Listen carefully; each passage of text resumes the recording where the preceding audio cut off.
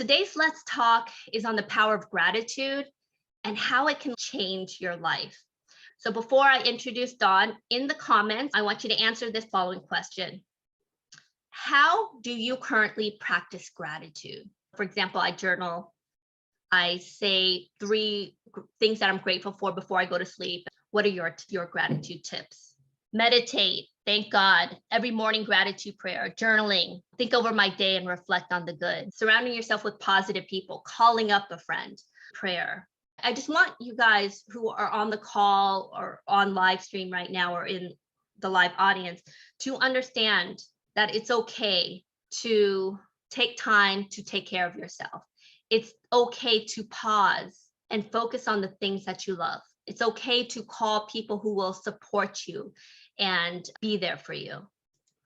Without further ado, I am so excited to introduce today's guest, Don Williams. He's just released his 4th book, Gratitude Stories from the Heart. Don is the CEO of Don Williams Global.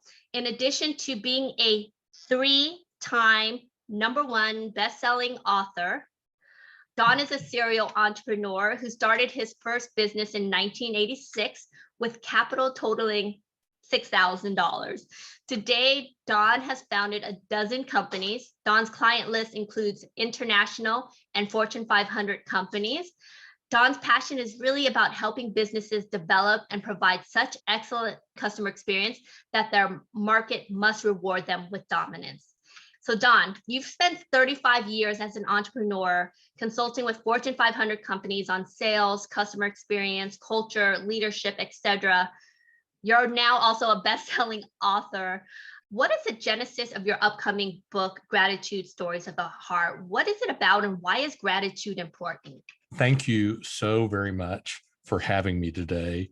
And I'll say this, that I think I'm an unlikely ambassador for gratitude.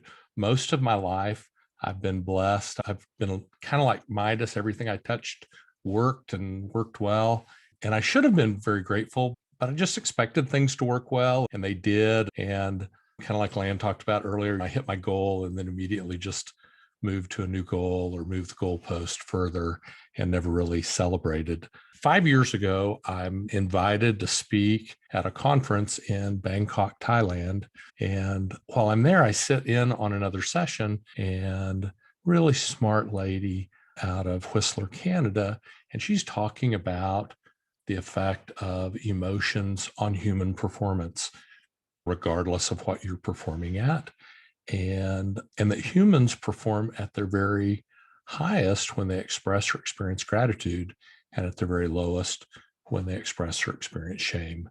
And that it really hit home with me that while I had been very successful in business and had a great family and had great friends, I never really had been appreciative for the blessings that I enjoyed. And so when we got back to the States, I live outside of Fort Worth, Texas. I went to my local Home Depot and I bought this galvanized pail. I think it was $3.49. I had to make payments on it. So that's the actual pail. This is not the actual card. The card has since died, but I wrote the word gratitude on the card and put it in the pail. And this pail became my friend. And so for about 6 months, it went in the car, it went in the truck, it sat on my credenza, it sat in the den, wherever I went. I didn't take it to the restroom or to bed, but other than that, this pail was my buddy and I carried it around, and it was my physical reminder to practice gratitude. And I began a practice called 10-10-10, which was a daily intentional practice of gratitude. And my vision for the book is that we influence 1 million people to begin that practice. So I'd been doing that for about 6 or 8 months, and the leadership team at my company, which at the time was about 9 people, I decided, hey, I'm going to share this with them and I'm going to teach my people. And so we began a gratitude practice called One Good Thing. And one good thing, every Monday morning, everyone would get about a minute to stand up and share one thing they were grateful for that we didn't know from their personal life. So when you first start that, and I led to give an example, the 9 people looked around the room like, what are we doing? And most of them were very long-term employees. And so it took a while for everybody to get in the groove and to begin sharing, maybe not huge events. When you're grateful, the size of the event doesn't really matter. It's not in direct relationship to the size of gratitude. And so many times the littlest things you are the most grateful for. So we'd probably been doing that 6 or 8 months. And every week people became more candid and shared, were more vulnerable, more authentic. Here's a typical story. A teammate stood up one day and said, my daughter plays soccer, and I'm grateful because last week she introduced me to her teammates. I think his daughter was 9, and he'd been going to the games for 3 or 4 or 5 weeks, and she basically had ignored him, which as a parent, you've probably been there. And if not, you probably will be there. But on that weekend, she recognized her dad, introduced her new friends to her dad. And so, well, that was a very small thing to everybody in the room. It was very big to him. And that's the thing he was most grateful for. Like I said, about 6 or 8 months in, a lady who'd worked with me 15 or 20 years, we knew that her daughter was pregnant, and they were expecting Deborah's first grandchild. So what we didn't know is that the physician had told the parents that the baby suffered from congenital defect, would probably not live to term. If the baby did live to term, would probably be stillborn. If the baby was not stillborn, the baby would perish almost immediately, and nothing could be done. We did not know that. So that week, Deborah stood up and said, I'm grateful because last week my grandson was born and lived an hour. Now, horrible, tragic, nothing you can say to make that better, about the worst thing that can happen. But she went on to say, I'm grateful because his mother and father and my husband and myself and the other grandparents were able to meet him and hold him and tell him that we loved him. And when she shared that story, I saw that my feet were made of clay. I thought I would teach, and I became the student. She had taken gratitude to such a totally different level. And amongst my 4 companies, we still practice one good thing every Monday. And I have many consulting clients around the world, and all meetings start with one good thing. And if we didn't have such a big audience here today, I would have begged, pleaded, and Actually, Dawn, I like that idea. In the comments, tell us one good thing. Put what you're grateful for in right now in the comments. Love that. Love this. So one of the things I want to, going back to that story, which is heartbreaking, but also very beautiful in that she found beauty in something that's so painful.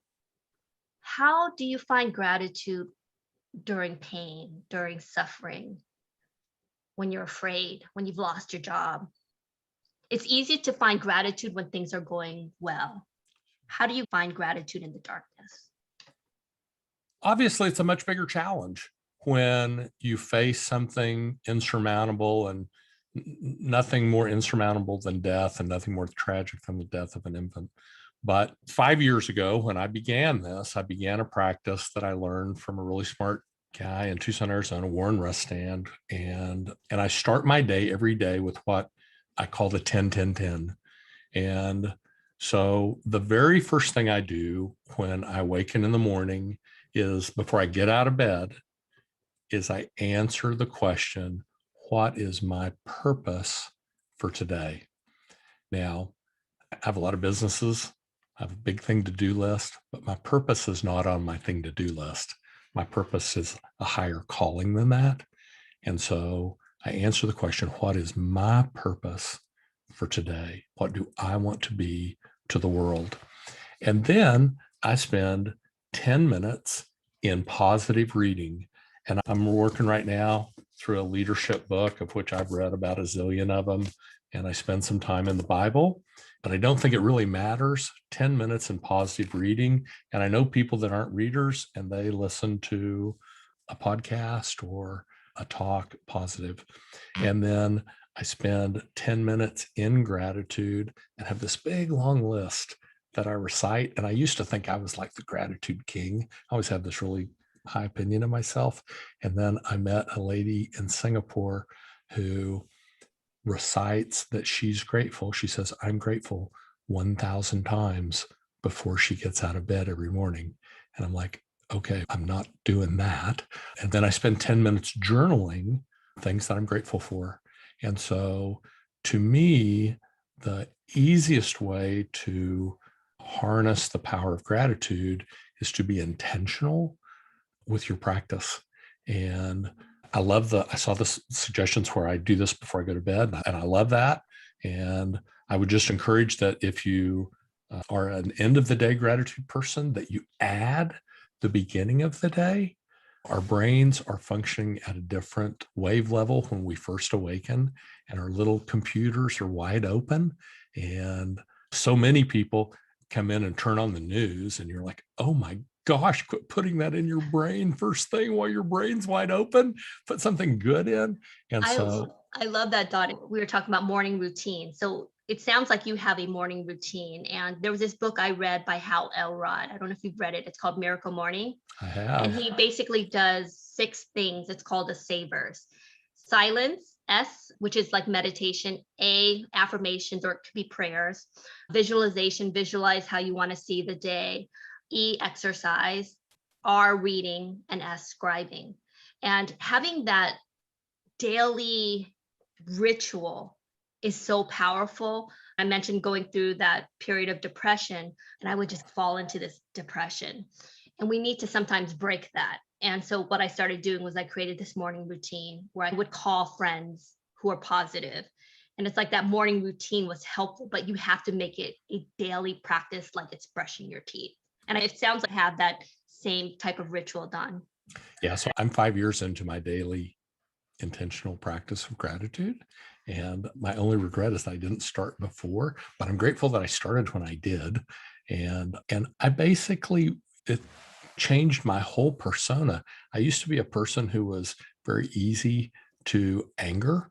And if I was angry, everybody would know I was angry. And gratitude will pay a lot of dividends, but one is the negative emotions will show less and less in your life.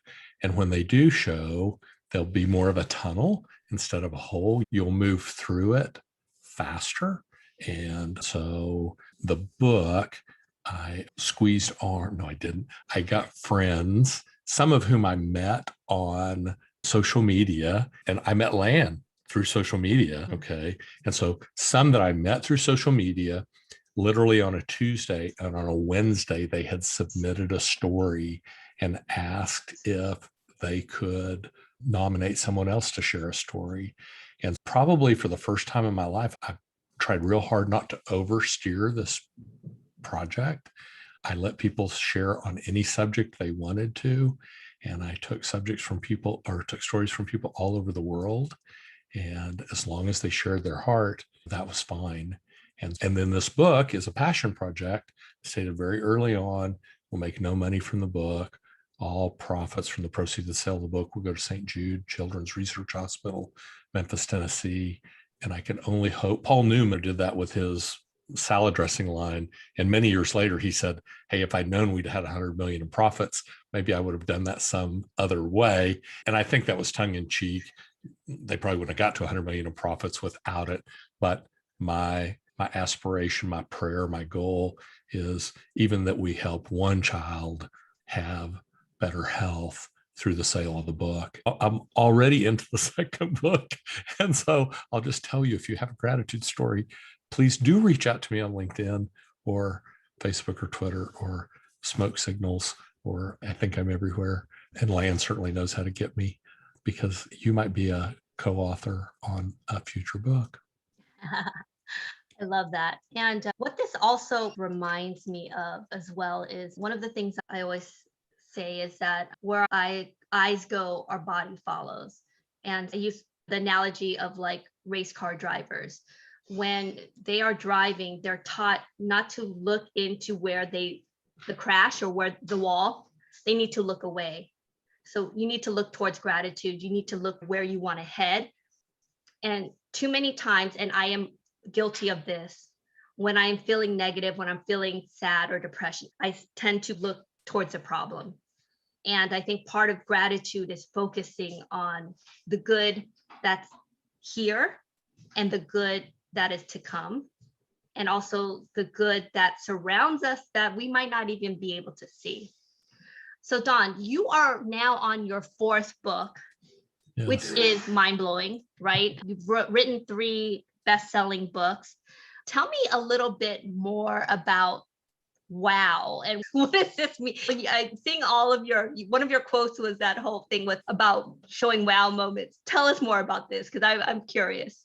For 35 years, I've been in the customer experience business. And so I naturally see things from the other person's point of view.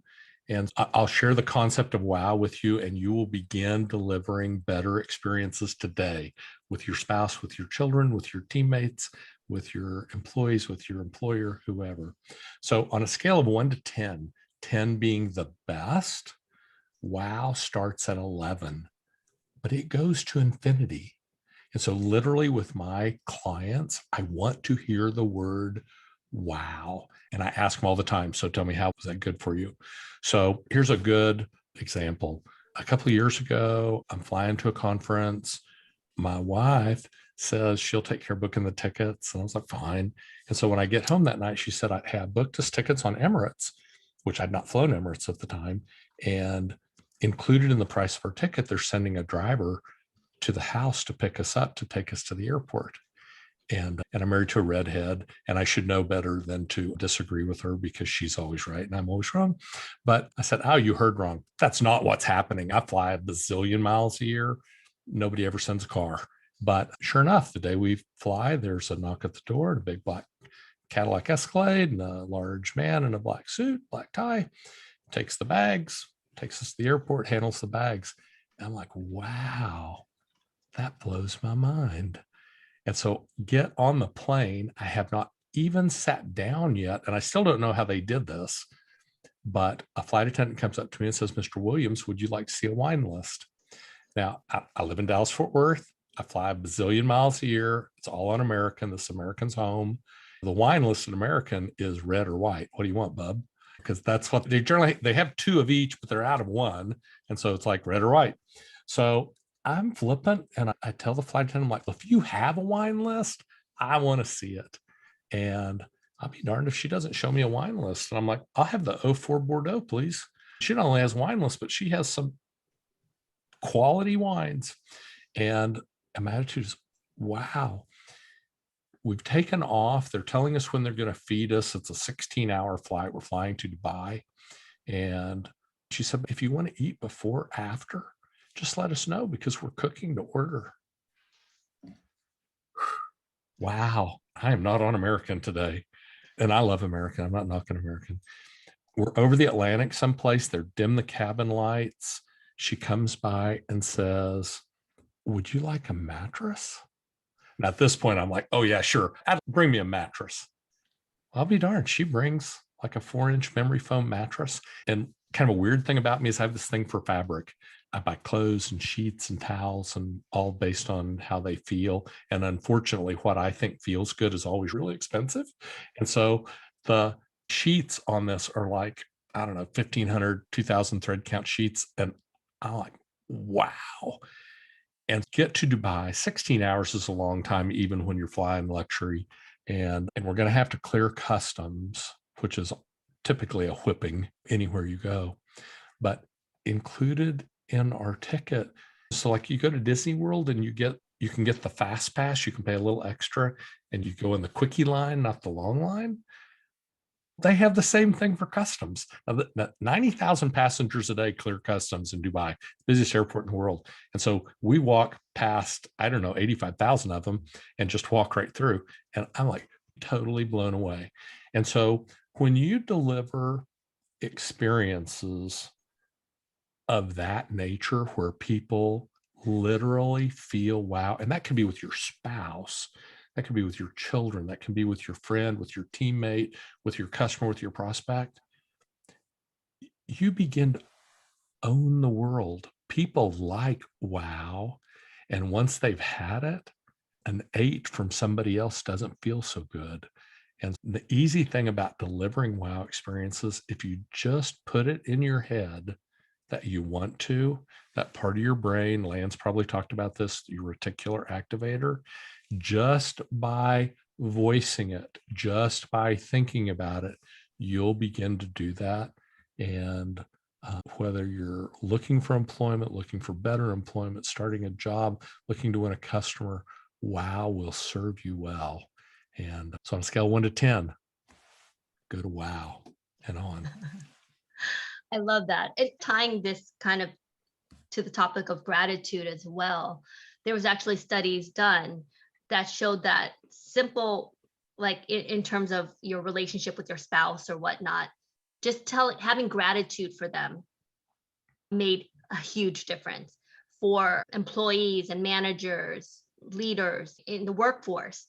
Part of giving a wow experience is also to be grateful and to have gratitude for their teams. There was a study done where it was people who do fundraising for these nonprofits. There was one group that was, just given a normal script, and then another one that their managers actually were intentional to be grateful for their efforts. And that one group where the manager showed gratitude for their team, they raised 60% more than the other group. So when you're thinking about a wow kind of experience too, I think gratefulness is embedded in that as well. Dom, how have you used gratitude to maneuver yourself into a more positive direction as an entrepreneur? Great question. I successfully canceled every event I had booked and refunded all the money because that's all there was to do. My clients who had hired me said, hey, we're not doing it. And so you just say, I understand, and you give back their money, and we know it will come up at some other point. And so I am a person who has words. I have a certain amount of words I have to share with people every day, or my head will explode probably. And I did eventually start a podcast because there I don't need a stage to share my words. And so you can catch me at Proven Entrepreneur Show if you're so inclined. In our brick and mortar businesses with employees, I think March 16th of 2020, we sent everybody home, and we own our own buildings. And it was really painful to do that, but it was just the thing to do. And the beauty is that my leadership team, probably through no thanks to me, we transitioned. We were basically out of operation 24 hours. And then we had tools in place to where we were actually connected much deeper with everyone being at home than we ever were with people being in the facility. And we had to bring in new tools to do that. But we made that transition. I'll just say this, we're never going back. I have a skeleton crew there. And if I have some people who working at home was not positive for them and they wanted to come to the facility, and I understand. And we have a big enough facility that you can sit in a 1,500 or 2,000 square foot room by yourself and you are socially distant. Okay. And we have some people that choose to do that, but the vast majority work in their home somewhere. And literally in our one good thing meeting, one of our ladies who is in finance, and Susan is, I'm not real sure, she's in her mid 70s, and we're always kidding her because she's in her bedroom. And so it's okay, Susan, you're calling in from your bedroom again. And thanks for inviting us to your bedroom. But part of it's playing the cards you're dealt. And there's some things you can't overcome. And if you can look at it through the lens, through the filter of gratitude, you won't let it bother you quite so much. And remember this, there is a solution. So when Lan talked about fixating on the problem instead of the solution. So, in entrepreneur speak, which I can't help, I encourage my clients to crystallize the vision of where you're going, not what you have to go through to get there. And your brain and the universe or God or whatever your faith is going to help you make that vision a reality. And one of my clients, I was on a call with her and I was like, oh my gosh, you have lost half a person. She had lost a ton of weight. And she said, I suffered with weight my whole life. But this time I've done it for real and for good. I was like, tell me more about that. And she said, excuse my language, she said, ignored the suck and I just concentrated on the result. I'm like, okay, I probably can't use that very often, but tell me what the heck that means. And she said, the suck is the painful part. I had to give up wine. I had to restrict what foods I ate. I had to do this. I had to do that. All these I had to's. Okay. And she said, every time I've tried to lose weight in the past, that's what I fixated on was, I have to do this. Okay. And she said, that was just brutal. Okay. Because I lived in the pain. She said, this time her son was going to be married and she decided she wasn't going to be at his wedding in this size dress, but this size dress. And she said, so I bought the dress and I hung it in my bedroom and I just saw myself being in that dress, which I couldn't have worn in the last 30 years. Okay. And so I concentrated on my vision of where I wanted to go, not what I had to go through to get there. And so I'm not telling you don't make the plan, don't incrementalize. I think that's important, but don't fixate on it. Fix your vision on the final result. Okay. And I know it makes no sense necessarily, but it also makes no sense that humans perform at their highest when they express or experience gratitude, but it's true. Okay. And so sometimes the counterintuitive is actually a better course of action. I love that. It reminds me too of that whole 80-20% rule where you're focusing on where you want to head. Yeah. So when you look at emotion, do you focus on fear or do you focus on hope?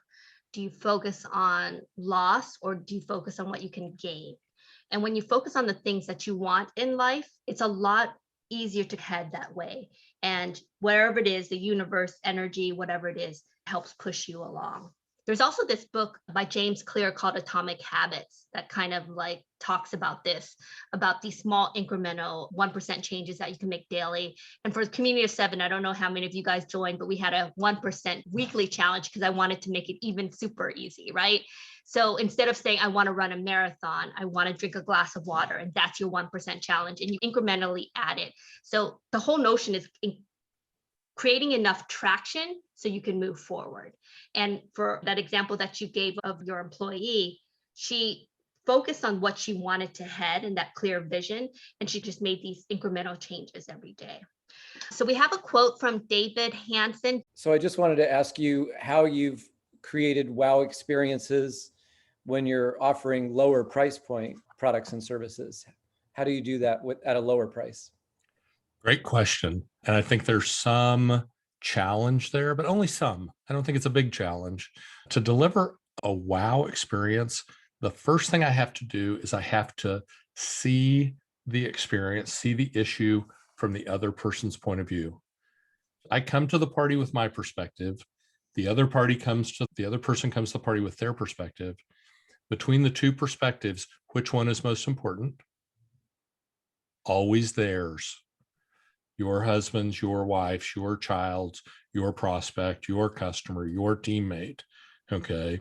And just in basic human relations, I'll tell you most of the time, they don't really care about your perspective. They only see theirs. And so once you begin to see things from their standpoint, okay, you have a direct line to wow. Okay. And it doesn't necessarily have to be luxury.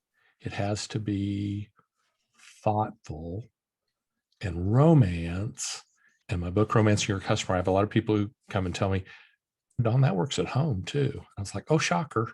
A little romance will work just about everywhere. But here's a really good example. So Chick-fil-A, who I've met with the C team at Chick-fil-A, and they will tell you that they sell all that chicken because they have the best chicken in the world.